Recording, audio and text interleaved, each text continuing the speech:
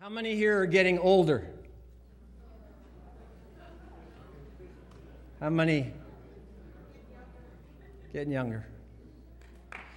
Today we're going to finish this emphasis on this song. We've been working through a song that a king wrote about 3,000 years ago or so. His name was David. He was a shepherd before he became a king. I thought that was good training. And he wrote this song about the shepherd and the sheep. And the picture is a beautiful one of what God is to us when we allow him to be our good shepherd. And so it's coming full cycle. We're at the 6th verse. And there's only 6 verses, and thank God, because we've been going on for weeks now through these 6 verses. And so on this Thanksgiving season and this time, the 27th of November, 2011, the year of our Lord 2011, how many hope you have a future?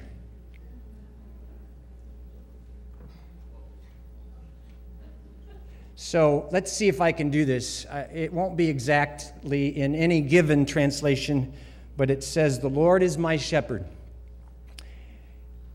I shall not want. I have everything that I need. And he makes me," I like that one, "he makes me lie down in Lazy Boys on Sunday afternoons. He makes me lie down in green pastures. He leads me beside quiet waters. He restores my soul. He leads me in the right paths for his namesake, for the honor of the shepherd. Even when I go through the darkest of valleys, when I go through the valley of the shadow of death, I will not fear evil." Why? Ryan prayed it earlier. Because God, the good shepherd, is with me. His rod and his staff, they protect me and they comfort me. Comfort. Everybody take a deep sigh. That was kind of like after you finished eating on Thursday, everybody go, a deep sigh. Your rod, I will not fear evil, for you are with me. Say, notice the change in the language. You are with me. Everybody say, you are with me. And I want to assure you, you're not talking to me, because I'm not with you. But God is with you. And your rod and your staff, they will comfort me. And you prepare abundance. You prepare a tableland. You prepare a life before me while my enemies watch. And sometimes my enemies are trying to get in the mix there and all that kind of stuff. But you prepare a table before me. How many had a pretty good table this week somewhere along the line? And where did that come from?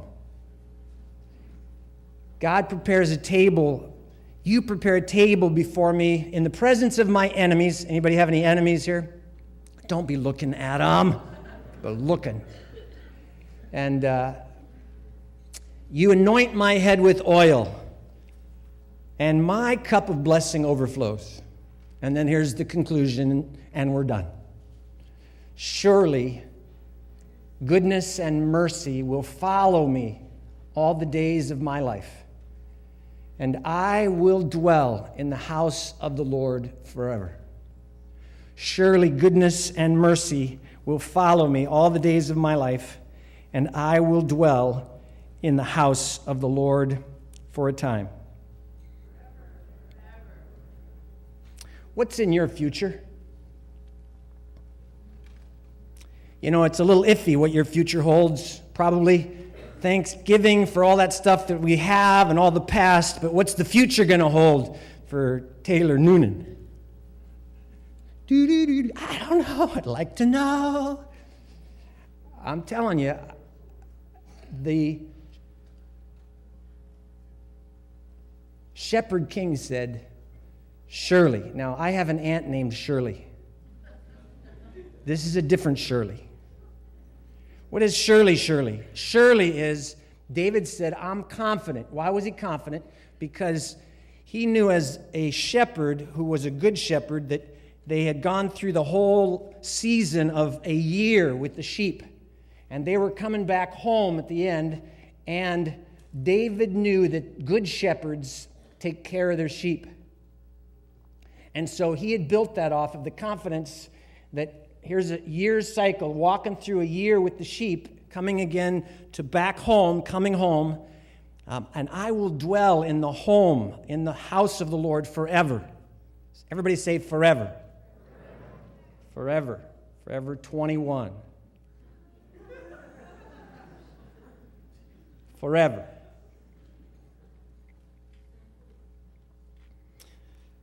The circle of life, whatever it is. See, always ripping it off from God and his ways. I was thinking of, anybody ever heard of Buzz Lightyear? To infinity and beyond. I'm Buzz Lightyear. I protect the universe from the threat of invasion. And he says, to infinity and beyond. Did you ever think about that? So that's what this verse says. Anything you find to be attractive in the culture that really draws your strings, your heart, it's always a takeoff on God's truth, his universe, his ways. So, it's not only Buzz Lightyear to infinity and beyond, it's every one of you in the house here today to infinity and beyond. It's immeasurable, an immeasurable duration of time, of space. It is that God has invited you into his family and into his realm and into his world, and this is only a tiny expression of it going forward. And surely, or we are confident, or we can have great assurance that his goodness and his mercy will, what? Follow us all the days of our life. Did you know that God's been pursuing you every day of your life with his goodness and his mercy? He's been following you every day. Also, he's been going before you, but he's coming behind. Which begs the question from me, when you go around, what's following you? When you leave the scene, did you leave behind goodness and mercy? Wherever God goes, it's goodness and mercy is coming along. He's pursuing you with goodness and mercy. So, we're going to share together in communion in just a few minutes. We're going to share together around what we call the Lord's Supper. We're going to take of the juice and the bread and all that kind of stuff. And whatever your tradition, it's okay. You're invited in to this celebration of worship because for us, the shepherd, the good shepherd, the Lord is my shepherd, and I will live in the house of the Lord forever. That shepherd is Jesus Christ. He said, I think Jesus is a pretty good, I think he was a great person, don't you? And if anybody's worthy of quoting, I think Jesus could be worthy of quoting, don't you? So here's what Jesus said about himself. He said, I am the good shepherd. The good shepherd sacrifices his life for the sheep. I am the good shepherd, and I know my own sheep, and they know me. So if this morning you declare Jesus to be your good shepherd and that you are his sheep, then I invite you to join with us in this little meal we're going to have in just a few moments. It's not really a meal. You can just take the little juice and the bread, and then you can go gorge yourself on the leftovers. How many have leftover burritos at home? How many have? Yeah, there we go. Okay. Anna, did you make any of those tamales, by the way? Oh, shoot. I'd be at your house for dinner. They're coming. You got to eat her tamales someday. And now don't start competing now with the food thing here, okay? All right. You can go have the feast later. We're going to have a little meal together as believers. If you say Jesus is the good shepherd, then you're in. What I mean by that is you've said, I believe God exists. I believe he revealed himself through the person of Jesus, and I put my trust, my futures in his hands. Make sense? So surely goodness and mercy will follow me all the days of my life, and I will dwell in the house of the Lord forever because he's the good shepherd. I have a great assurance. I can look over my shoulder and see. And so the good shepherd, here's your 2 points for this morning. The good shepherd pursues me with goodness and loving kindness. If you don't see that your life is being pursued with goodness and kindness from God, you will never give your heart to God. He pursues me with goodness and kindness, and he prepares for me a great future with him. He prepares for me a great future with him.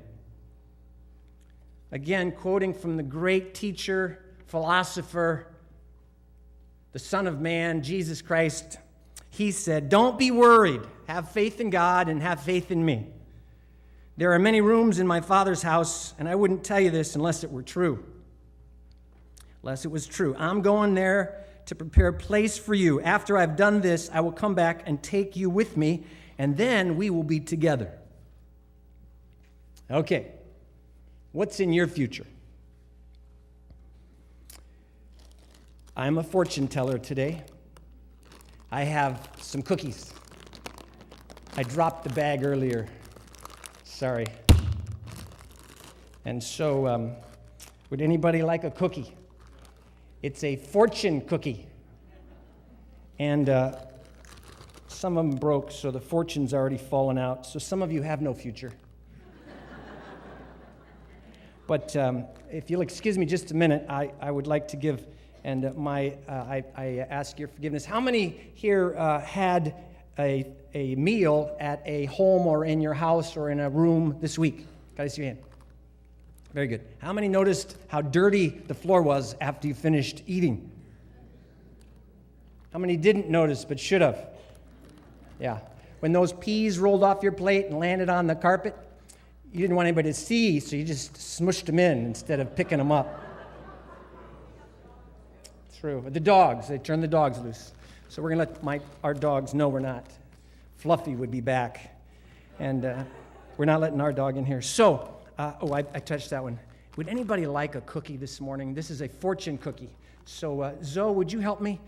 Could you go around and pass out the cookies? There's just a bag. This is, wrong brand, Scott. Sorry. Okay, fortune cookies. Oh, Dave's there too. I got 2 Safeway managers, and I don't think we got those at Safeway. So I'm really in trouble now.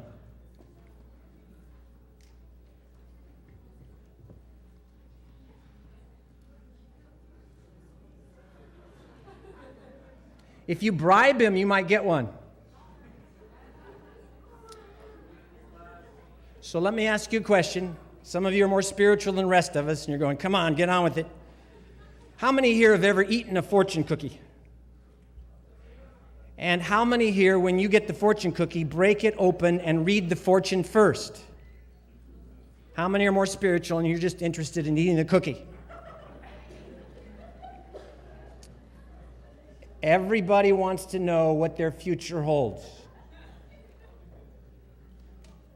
If you have no future, you have no present.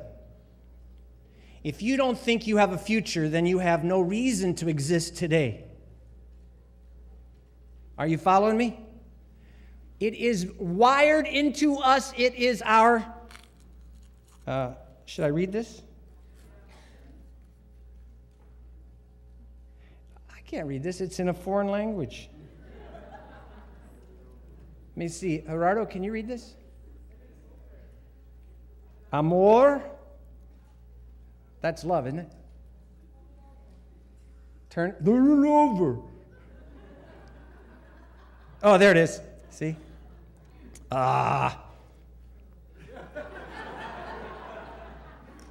It's a bunch of malarkey. That wasn't no fortune. That was from a movie from the 70s or something. Love is never having to say you're sorry. That's no fortune. That's not a fortune. So have a nice cookie there. So.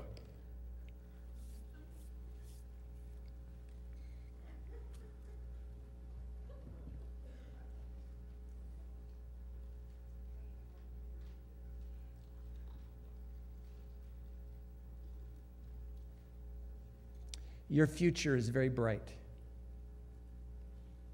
You have an incredible future.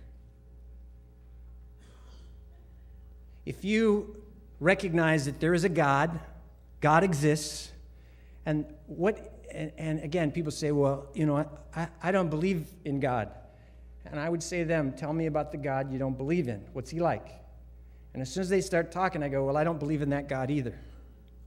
We've been in this series on what is God really like. And the God that made you and the God that created the heavens and the earth is the God of love. He doesn't do love, he is love. That's why we're so wired into it. God is love. It is his nature. It is his character. It is his ways. It is him. He is love. It is God he exists, and he is love. And he created the heavens and the earth so that he could love us. He made us to love us. But love can never be forced, never can be pressured, but you can be pursued. God doesn't pressure us, but he pursues us with his goodness and his mercy. And really, we love him back, particularly because he first loved us. And only because he first loved us. So how y'all doing? Better than we deserve. Because he created us, but we said no. I'm not created by anybody. I'm not going to be owned by anybody. I'll be me, and I'll be the center of my universe. No. And in spite of that, God keeps loving me and keeps loving us. And not only that, I'm going to hear of really messed up in the past. Point them out. If you know people that have really messed up in the past, just point at them. Now, yeah, Ryan on the front row smacks Zoe next to him. You've really messed up, buddy.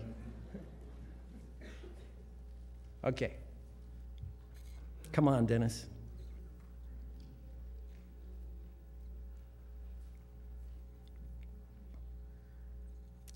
God created you to love you. And how many know when you die, it's not the end of you? I love this line. You know, God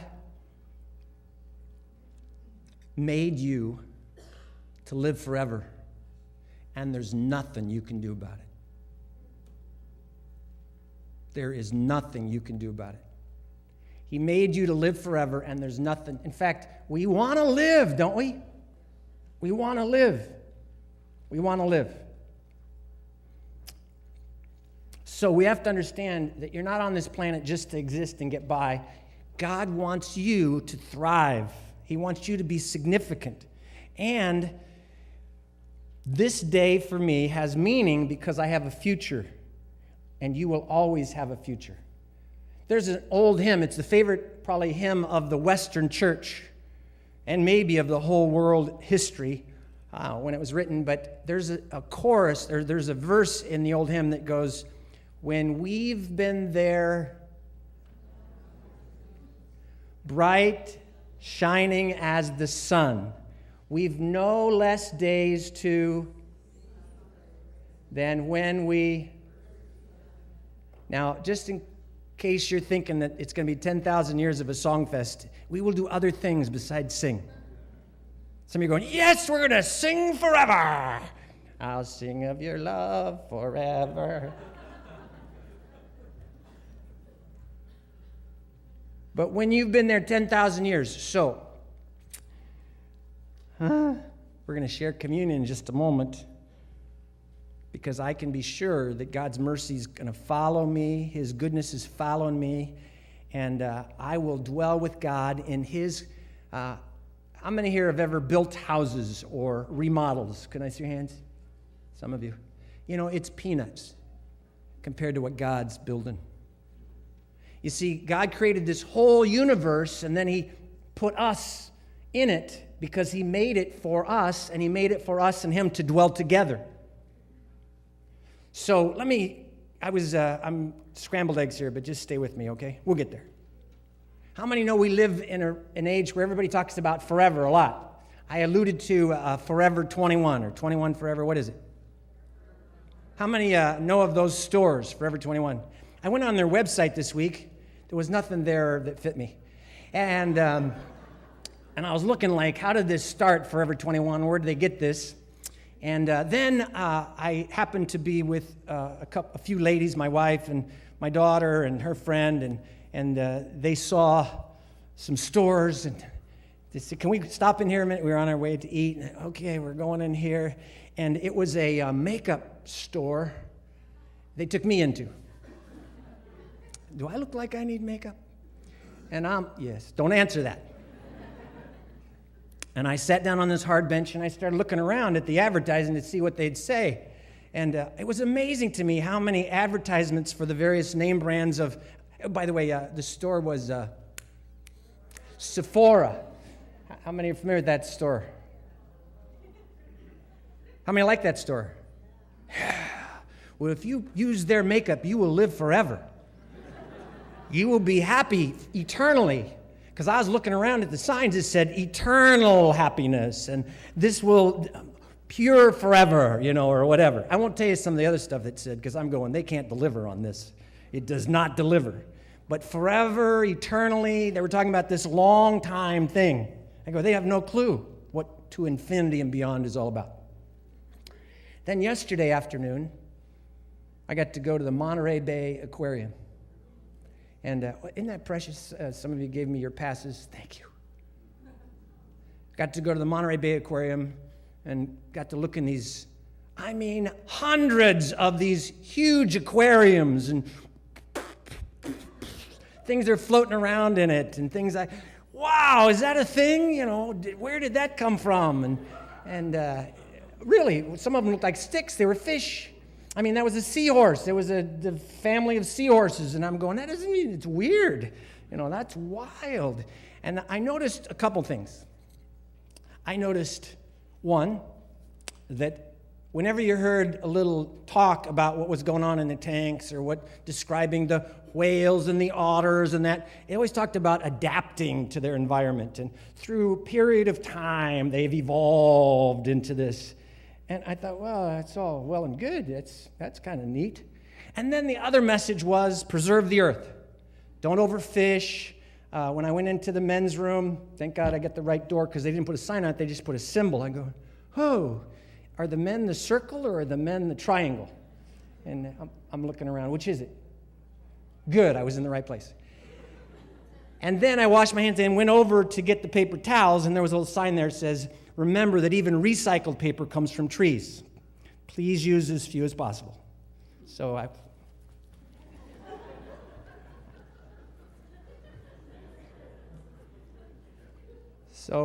I'm kind of crazy, but help my thinking here. You and I are just accidents.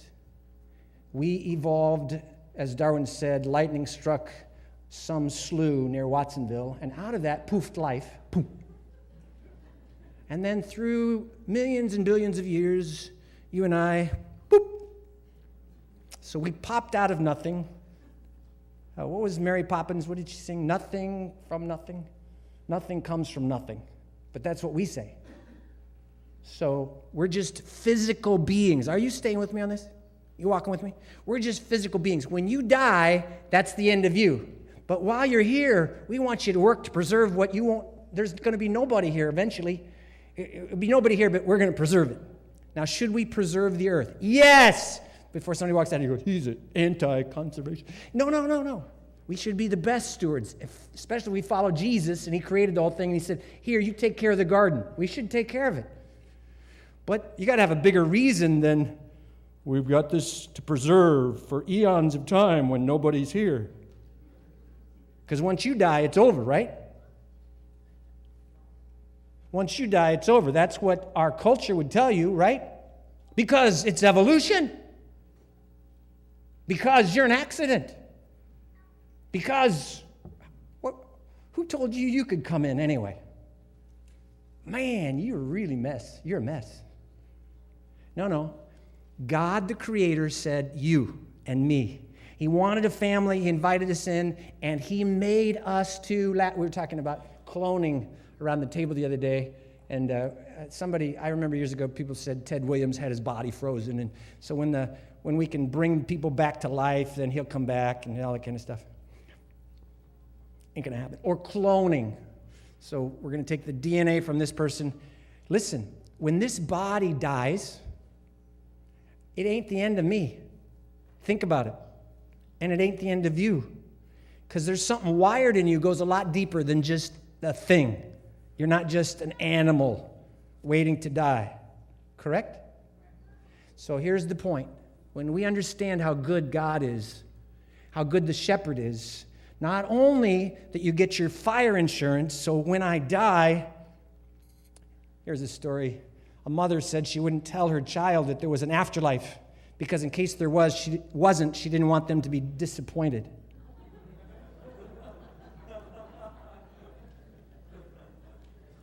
Come on. Let me get this straight now.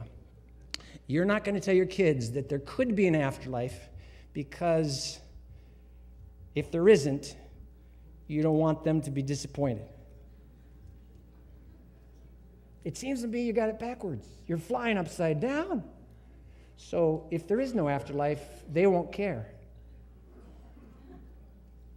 How could they be aware that they should be disappointed? They're not there anymore. That was the end of them. Not true. I am surely convinced that you and I will live forever. And in this life and into the next, God's goodness and mercy are pursuing us. And I'm convinced that, what do you believe? I'm convinced that this is only the beginning. That I will dwell in the house of the Lord forever, and it's going to be like out of this world. No eye has seen, no ear has heard, no mind has conceived. Think about this. Does God have a brain? I got a brain because I'm physical. He's not physical, guys. And he gets along just fine without a brain.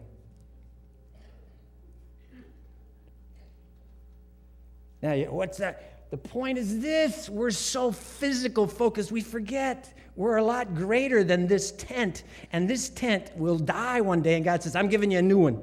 It's going to be forever 21 or 33. And how do I have such an assurance? Because there's a person, his name is Jesus, and I believe him to be the greatest person in history. If we go around quoting all these other people and saying how great they are, how much more should we quote the person of Jesus who has changed our lives and changed the world forever? Have there been a lot of bad things that have happened in the name of Jesus? Yes. Have there been a lot of bad things that have happened in the name of Clifford and Madeline Smith? That's my parents. Yes. Does that mean that they're not good parents? Does that mean that they're not loving and they haven't been good to this guy? I've messed up some. So sometimes people that claim Jesus, they've messed up. But Jesus has been the greatest influence in infinity and beyond. And I think we can trust his words. And I think we can trust his life. It says that one day they were on the Mount of, we call it now the Mount of Transfiguration. And Peter, James, and John, in usual fashion, it must have been a Sunday afternoon, they fell asleep. And when they woke up, Peter looked and they said, now there's three guys standing there. It says Jesus was just shining like the sun, bright. Did I tell the rest of that? 10,000 years thing? And next to him was two guys. Who were they? Who? Moses and Elijah. There's three now, and they're just glowing. And Peter just, Lord, let's build 3 tents here. Because Peter would always speak first, and the rest of them were too slow. He's always breaking the ground. And Peter, just chill out. And finally the cloud comes over, and they look, and Jesus is back in his physical form. But he was in a transformed form. He was in a it was amazing. And they even recognized Moses and Elijah. When you die and you are into the next, will we recognize you? Or will you be some disembodied?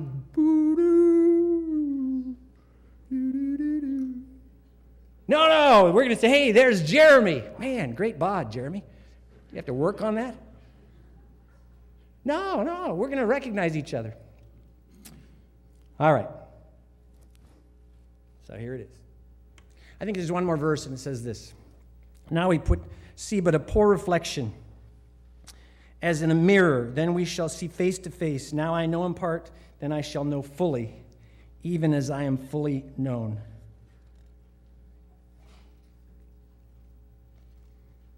Right now, we just see poorly. We think we see pretty good. 2,000 years ago, they didn't have very good mirrors. I've discovered, it's my belief, that the more we as human beings have perfected mirrors, the more imperfectly we get to see our future.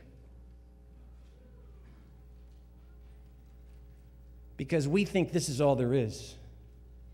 But it is our future that gives meaning to today. Why should you hang on today? Some of you think, I'm getting old. How many here think you're getting old?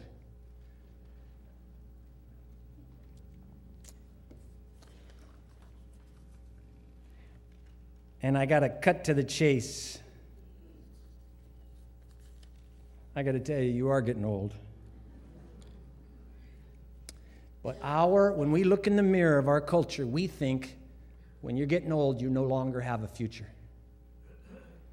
And I don't care whether you're 3 or 30 or 65 or 56 or 84 or anything in between. I don't care how old you are. Your future is bright. You got a future. It's not that your future is, my life is past. No.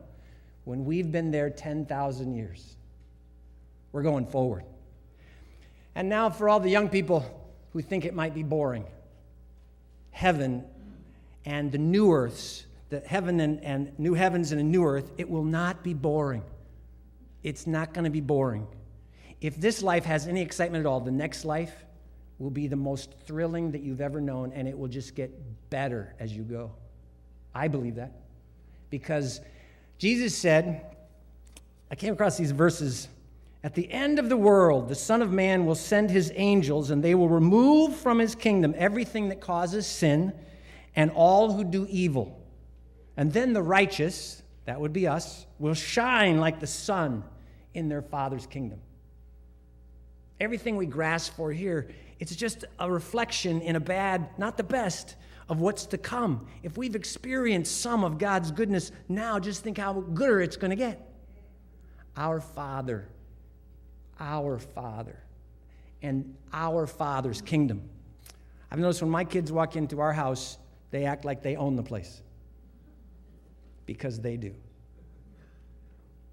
And when we come together as believers, when we are together, will there be great hunting? I think so. Probably not, with probably no bloodshed. Okay. I don't know how we do that. Okay. You won't be bored. You're going to be it'll go, wow, what were we thinking? That's the way it'll be. I want to ask the servers if they would come. Because the reason we can think about our future and say it's good is because we trust the shepherd of our souls, Jesus Christ. And so I propose a toast today. I propose a toast that we would express our love and devotion to the one who loved us first. We love him because he loved us first.